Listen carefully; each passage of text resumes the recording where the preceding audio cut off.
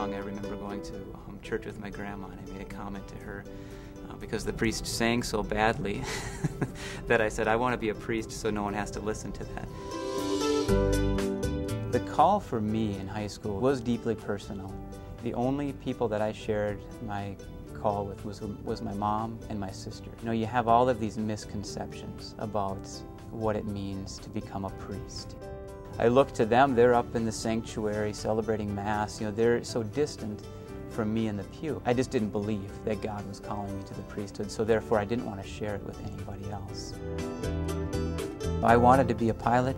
I've always had an interest in aviation. My brother, he was pursuing an aviation degree. I even entered Mankato State University. I was going to go there and start working on aviation. And throughout high school, God had that call within me. That call in the back of my head, like a song that I couldn't get out of my head.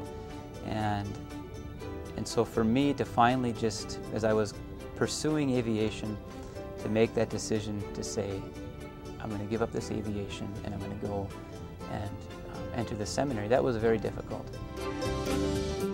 It was still difficult when I was in the seminary, so difficult so much that my spiritual director, I was wrestling with this throughout my first year in the seminary.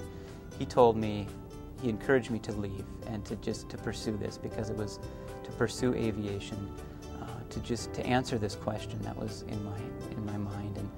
And so I did. I left for 4 years. I got a private pilot's license, and I worked at the same time. And it didn't bring the fulfillment that I thought it would bring. And then began this kind of question, now what? You know, and I returned to the question, God, now what do you want me to do? So I had a spiritual director. Well, he encouraged me to go on a vocation retreat. And I remember saying to myself that if it goes well, I'm going to re-enter the seminary. If it goes badly, I'm going to forget about it. Well, it went horribly.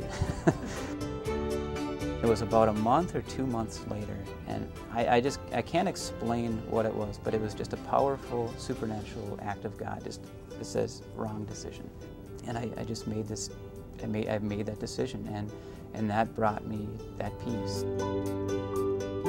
Well, even before I was ordained a priest, I wanted to lead people to Christ, and I wanted them to see Christ. One guy, he wrote to me that he was having doubts of the Eucharist, and it was at this Mass, my Mass of Thanksgiving, that he was renewed in his faith, that Jesus is truly present in the Eucharist. To hear that people are, through this gift in my call to the priesthood, that people are being drawn closer to Christ. And so that, you know, for me, that's my prayers being answered for people.